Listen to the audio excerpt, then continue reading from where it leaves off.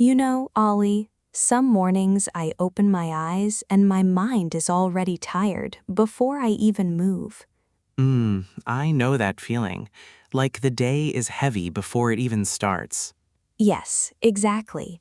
So today we are talking about something simple but powerful, how to be positive every single day. Not just on good days, every day, even the hard ones. Especially the hard ones. By the way, for our new listeners, I am Ali. And I am Zara. Welcome to Soft Spoken English. We talk slowly, we talk calmly, and we learn English together. So relax your shoulders, take a breath, and let us begin. Zara, can I ask you something? Are you a positive person naturally? Not always. I think positivity is not something you have, it is something you practice. Practice. I like that word. So it is like a skill? Yes, just like English. You do not wake up and speak perfectly, you practice, little by little. That is true. When I started learning English, every word felt difficult. And now? Now it feels natural because I practiced every single day. Exactly the same with a positive mind. Small practice every day, and it slowly becomes natural. Okay, so where do we start? What is the first small practice? For me, it starts in the morning, before I get out of bed. Before you get out of bed, tell me more. For me, it starts before I even check my phone. Oh, that is hard for me. My phone is the first thing I touch. Many people do this, but when we check messages first, our mind gets busy too fast. True, sometimes I read one stressful email and my whole mood changes. Exactly. So instead, try this. When you wake up, just lie there for 1 minute. 1 minute? That is so short. It is short, but powerful. In that minute, think of one small thing you are thankful for. Like what? It can be simple: a warm bed, a quiet room, fresh air outside the window. Okay, I actually tried something like this last week. I thought about my coffee. See? That counts. It felt strange at first, but by the end of the week, I noticed something. What did you notice? I was not checking my phone in a panic anymore. I was calmer. That's the power of a small habit. It changes the whole tone of your day. Does it need to be the same thing every day or something new? It can change every day. Some days I'm thankful for my family, other days just for a good night of sleep. I think I will try this tomorrow morning. 1 minute, one thankful thought. Perfect. Start small. That is the secret. Okay, so morning thoughts are one thing, but what about during the day? Bad things still happen. Of course, being positive does not mean bad things stop happening. So what does it mean then? It means when something hard happens, we choose how we respond, not the event, but our reaction. Give me an example. Okay, imagine you are stuck in traffic and you are late for work. Oh, this happens to me every week. I know. So one person sits there, angry, hitting the steering wheel, Guilty.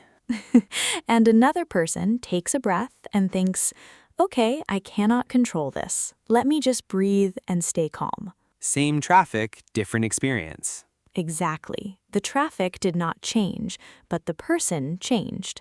Can you give me another example? A different situation? Sure. Imagine you make a small mistake at work. Maybe you send an email with an error in it. Oh no, I have done this before. We all have. One person thinks, I am so stupid, everyone will judge me. And the other person? The other person thinks, okay, that was a mistake, I will fix it, and I will be more careful next time. Same mistake, two very different feelings. Yes, one person carries stress for the whole day. The other person moves on, calm and light. I like that. So positivity is really about control, or no, about response. Yes, about response. We cannot always control what happens to us. But we can control how we talk to ourselves about it. Perfect. And that leads to something very important, self-talk. Oh, this is something I need to work on. Many of us do. Tell me, Ali, when you make a mistake, what do you say to yourself? Honestly, sometimes I'm not kind. I say things like, "Why are you so careless?" I understand. I used to do this too. Really? You seem so calm all the time.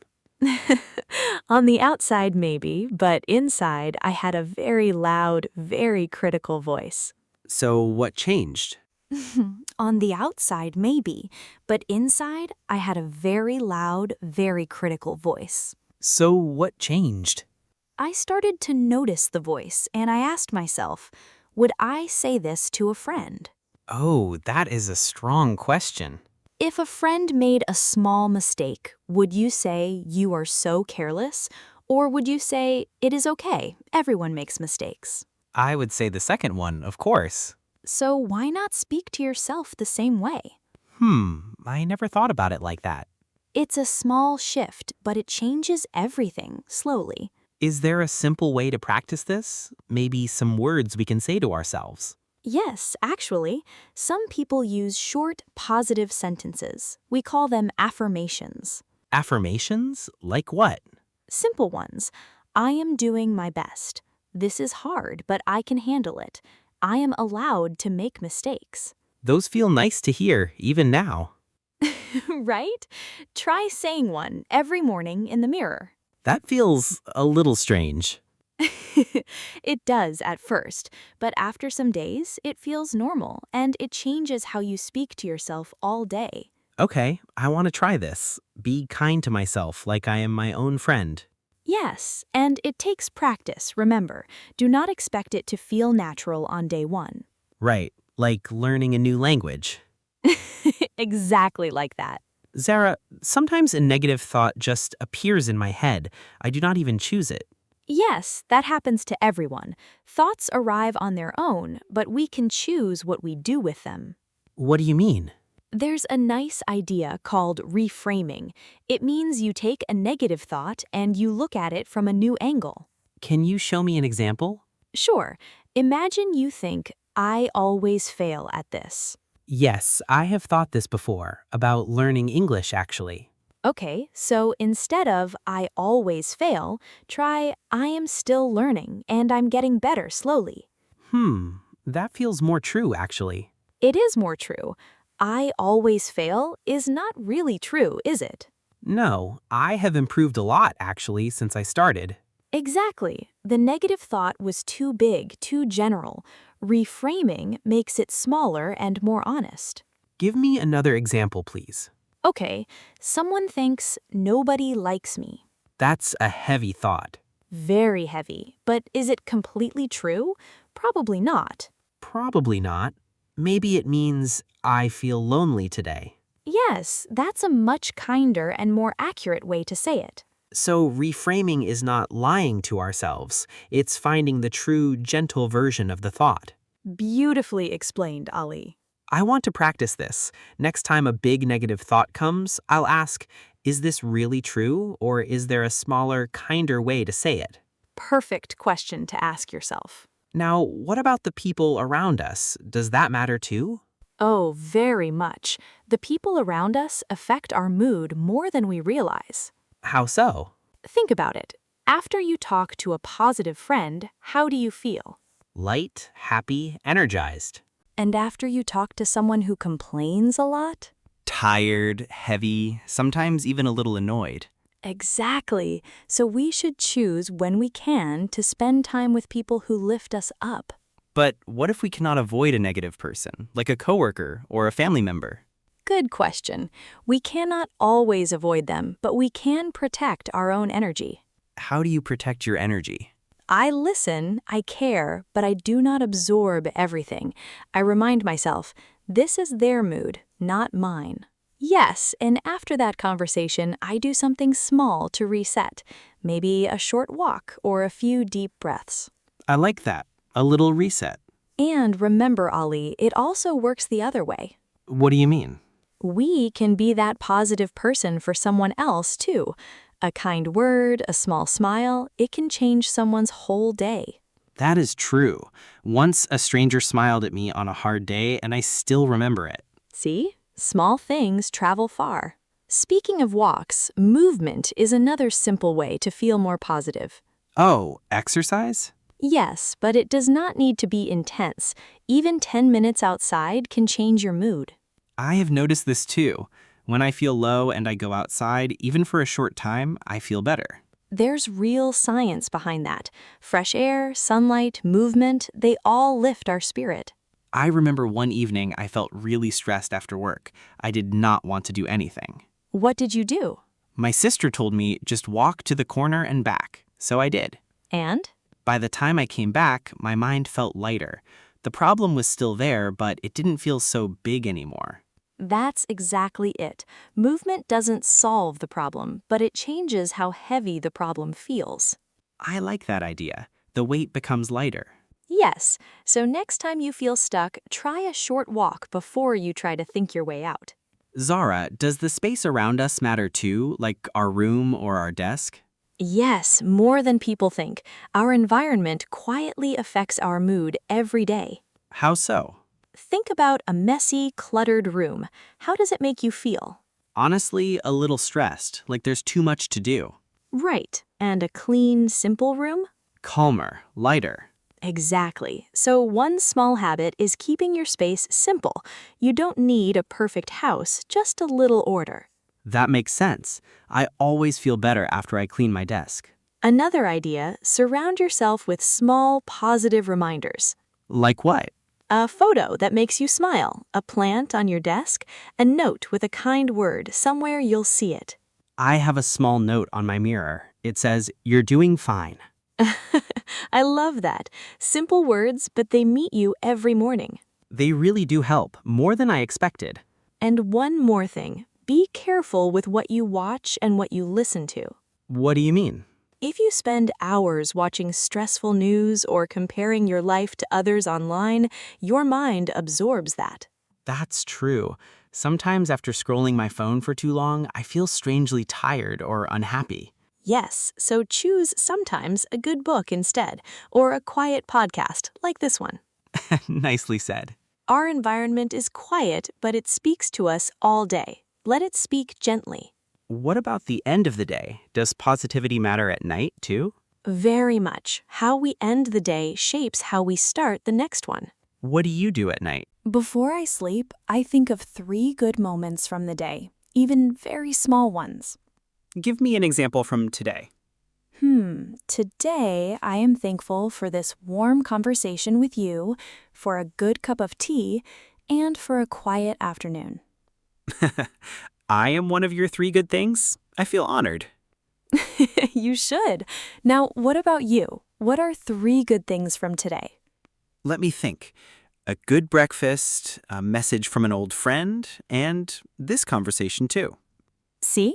It is not hard to find them once we look. Right. The good moments are there. We just do not always notice them. Exactly. And when we end the day with gratitude, we sleep more peacefully. Then we wake up a little lighter too. Okay, so morning gratitude, kind self-talk, positive people, movement, evening reflection. You are collecting them well.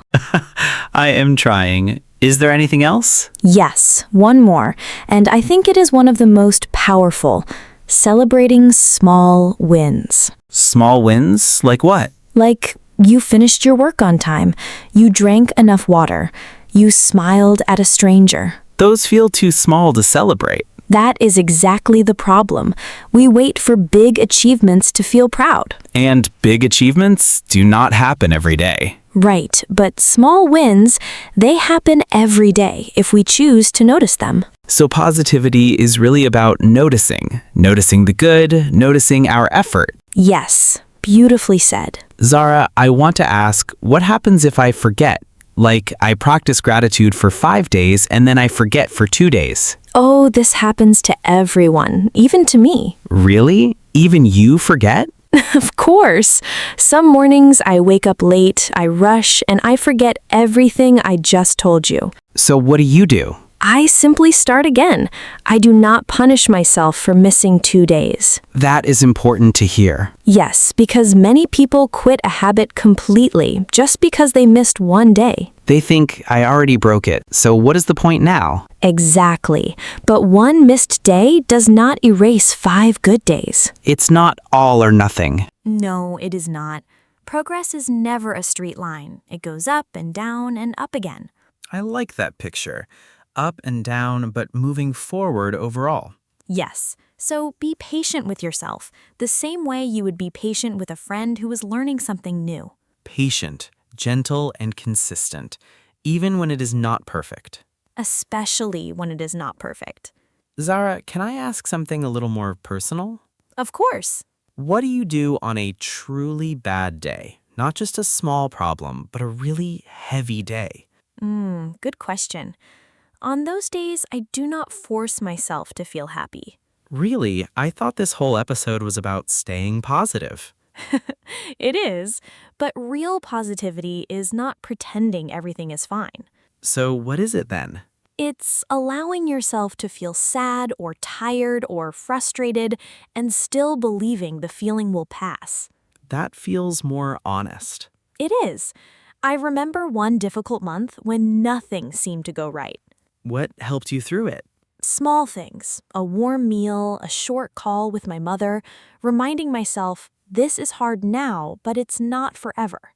This is hard now, but it is not forever. I like that sentence. It carried me through many hard days. Maybe it can help you too.